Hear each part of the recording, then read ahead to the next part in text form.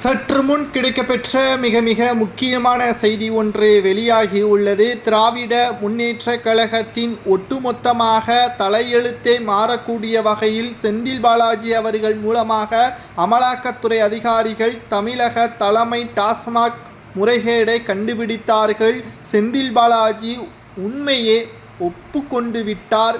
டெல்லியிடம் சரணடைந்து விட்டார். தற்பொழுது அவரை வைத்து ஒட்டுமொத்தமாக உதயநிதி ஸ்டாலின் அவர்களை தூக்குவதற்கும் உதயநிதியின் நண்பர்கள் திருச்சியை சார்ந்த 2 தொழிலதிபர்கள் தற்பொழுது தலைமறைவாக இருக்கக்கூடிய நிலையில் செந்தில் பாலாஜியின் ஜாமீன் ரத்து செய்யப்படுமா, அதாவது 2 தொழிலதிபர்கள் எங்கு பதுங்கியிருக்கிறார்கள் என்ற உண்மை நிச்சயம் செந்தில் பாலாஜிக்கு தெரியும். அவர் உண்மையை கூறிவிட்டால் அவரது ஜாமீன் தொடர்ச்சியாக நீடிக்கும், இல்லை என்றால் அவரது ஜாமீன் ரத்து செய்யப்படும் என்ற தகவல் வெளியாகியுள்ளது.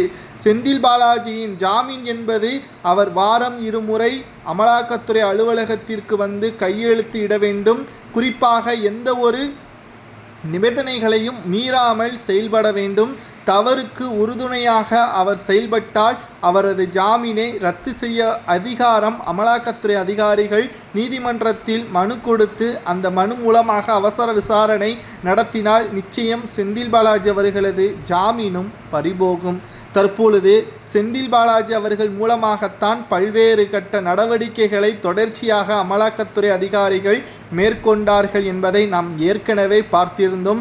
ஏனென்றால் ஜாமீனில் வந்த உடனே அவர் அமைச்சராக பொறுப்பேற்றதும் டெல்லிக்கு சென்றதும் டெல்லியில் யாரை சந்தித்தார் என்பது முதல்வருக்கே தெரியாமல் இருந்ததும் அனைத்தையும் நாம் தொடர்ச்சியாக வீடியோ போட்டிருந்தோம். தற்பொழுது செந்தில் பாலாஜி அவர்களை பொறுத்தளவிற்கு உதயநிதி ஸ்டாலின் அவர்களை காப்பாற்ற கூடாது. ஏனென்றால் செந்தில் பாலாஜி உதயநிதியை காப்பாற்றினால் செந்தில் பாலாஜி மட்டுமல்ல, செந்தில் பாலாஜியின் சொத்துக்களும் அவரது தம்பி அசோக்குமாரும் செந்தில் பாலாஜியின் மனைவி மேகலாவும் கூண்டோடு சிறைக்கு செல்வார்கள். தற்பொழுது செந்தில் பாலாஜி அவர்கள் செய்யக்கூடிய ஒரே ஒரு வழி உதயநிதியே ஒட்டுமொத்தமாக உண்மைகளை கூறி சரணடைய வேண்டியதுதான்.